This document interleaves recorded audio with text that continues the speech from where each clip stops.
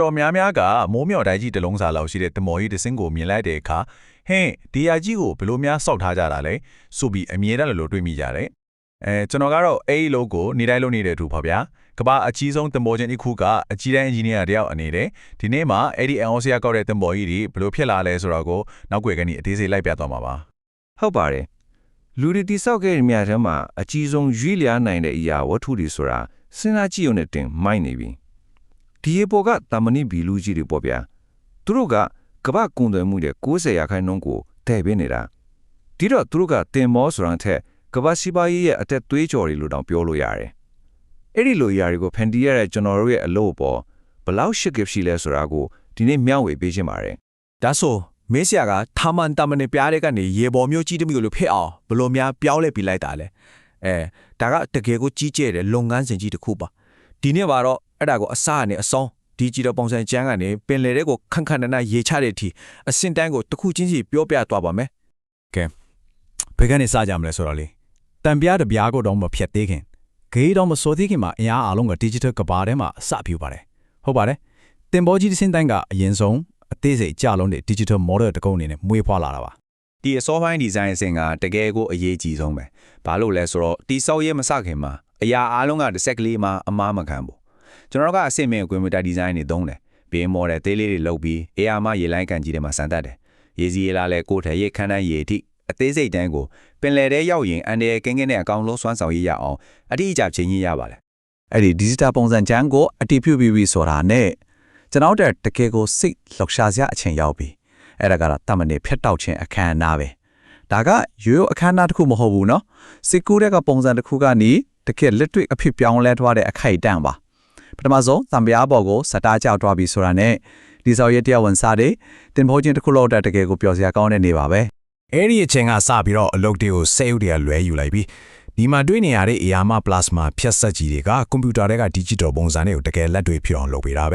သူတို့ကထူထယ်လာတဲ့တံမဏိပြားကြီးတွေကိုလေးစားလို့တိကျမှုနဲ့ဖြတ်တောက်ပေးတဲ့ဒါမှအစိတ်ပိုင်းတွေကမူလဒီဇိုင်းနဲ့တစ်ဆက်မှမလွဲပဲထွက်လာမှာလी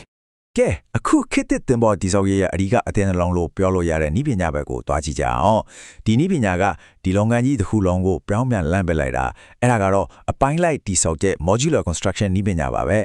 ဒီလုပ်ငန်းစဉ်ကတကယ်ကိုထိရောက်ပြီးတော့ပါနတ်တယ်အရင်ဆုံးတမနစ်ပြားတွေကိုဖြတ်ပုံသွင်းပြီးတော့အစိပ်ပိုင်းငယ်လေးတွေဖြည့်ဂဟေစော်တယ်ပြီးရင်အဲ့ဒီအစိပ်ပိုင်းငယ်လေးတွေကို block လို့ခေါ်တဲ့ AR မအပိုင်းကြီးတွေဖြည့်ထပ်ပြီးပေါင်းဆက်လိုက်တယ်အဓိကချက်ကပါလဲဆိုတော့အဲ့ဒီ block တွေကိုသင်္ဘောကြီးအဖြစ်မတက်ဆင်ခင်မှာပဲလိုအပ်တဲ့ pipeline တွေဝါယာချိုးတွေစက်ပစ္စည်းအသေးစားတွေကိုအကုန်ကြိုတင်တက်ဆင်ထားလိုက်တာပါပဲကဘာအရှုပ်ထွေးဆုံးလေကိုတုံးကြီးတွေတောင်းမအမောတဲ့ဆက်ဆက်ပစ္စည်းကြီးတွေလို့မြင်ရောက်ကြည့်လို့ရတယ်ဒါပေမဲ့ဒီမှာကအစိပ်ပိုင်းတစ်ခုစီကတန်ရာနဲ့ချီပြီးလေးတယ်ပေါ့ဗျာဒီလို block တွေကိုကြိုတင်ပြင်ဆင်ထားတော့ဒီဆောက်ရေးလုပ်ငန်းစဉ်တစ်ခုလုံးကအရင်ကထက်အများကြီးပိုမြန်ပြီးပိုထီရောက်တော့တာပေါ့ကဲအခုဆိုရင်အဲ့ဒီအရာမ block ကြီးတွေကိုတစ်ခုတည်းအဖြစ်ပေါင်းစည်းရမယ့်အချိန်ရောက်ပါပြီတင်ပေါ်ကြီးရဲ့ပုံသဏ္ဍာန်ကိုပထမဆုံးအချိန်မြင်ရမယ့်နေရာတင်ပေါ်ချင်း6 right dock ကိုရောက်လာပါပြီတင်ပေါ်ချင်း6ထဲမှာပထမဆုံးချလိုက်တဲ့ block ကတော့ keel block ပါပဲဒါကတင်ပေါ်တစ်စင်းလုံးရဲ့ဂျိုးရိုးလေအရာအရေးကြီးရဲ့ကိုယ်ထဲဥဆောင်အပွဲဖြစ်တယ်လို့တင်ပေါ်တိဆောက်ရေးသမိုင်းအစားကတည်းကရှိခဲ့တဲ့ရိုးရာအဆင့်လာတစ်ခုလည်းဖြစ်တယ်ကျန်တဲ့ block တွေအကုန်လုံးကိုဒီ omit ပေါ်မှာပဲဆက်ပြီးတိဆောက်သွားမှာပါပြီးရင်တော့တင်ပေါ်ကိုသူ့ရဲ့နှလုံးသားပေးရမယ့်အချိန်ပေါ့တန်90လောက်လေးဒီပင်မအင်ဂျင်ကြီးကိုကိုယ်ထဲလေးကိုဖြည်းဖြည်းလေးနဲ့ဂရုတဲ့ဆိုင်မှာချနေတာကိုကြည့်လိုက်ပါဦးကျွန်တော်တို့ engineer တွေရတော့ဒါကိုနှလုံးအစားထိုးခွဲဆိုင်မှုလို့တော့ပြောကြတယ်အရင်အရေးကြီးပြီးရင်တစ်ထိတ်ထိတ်နဲ့စောင့်ကြည့်ရတဲ့အခိုက်အတန့်တစ်ခုပါပဲဒီနေရာမှာအရာအလုံးဘလို့ပေါင်းဆက်သွားလဲဆိုတာကိုတွေ့ရပါပြီ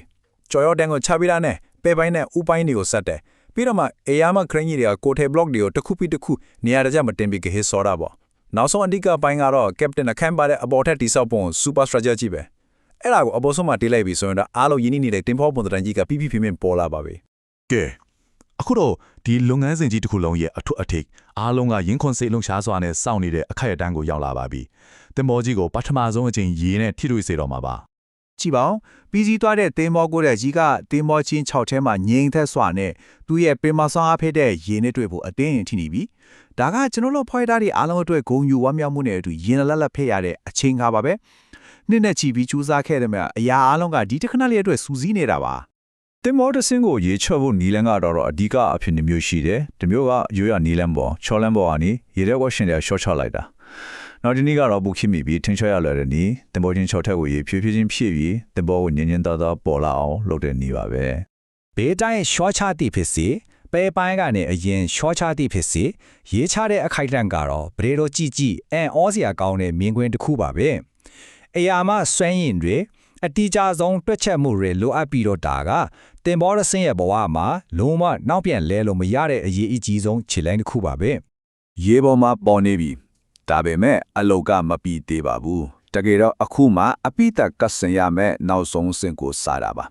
ဒီစစ်မှာတင်ဘောကိုထဲကြီးတစ်ခုကနေနေလို့ရသုံးလို့ရတဲ့အပြည့်ပါလှုပ်ဆောင်နိုင်စွမ်းရှိတဲ့တင်ဘောတစ်စင်အဖြစ်ပြောင်းလဲသွားတော့မှာပါ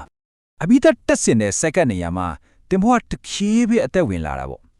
မိုင်ပေါင်းများစွာရှည်တဲ့လျှက်စစ်ဝါရိုးတွေတွဲတဲ့ကပတိန်ခန်းထဲကရှူထွေးလာတဲ့လမ်းညွန်စနစ်တွေတက်စင်နေတင်မောသားတွေအတွက်နေထိုင်ရာအခန်းတွေအပိသက်တဲ့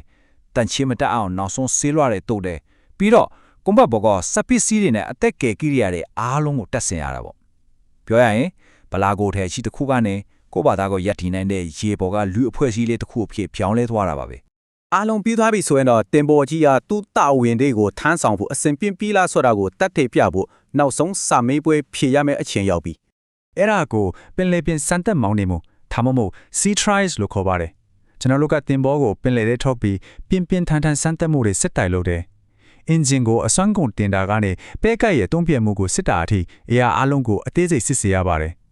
ဒါကတင်ဘောရဲ့နောက်ဆုံးစာမေးပွဲပဲ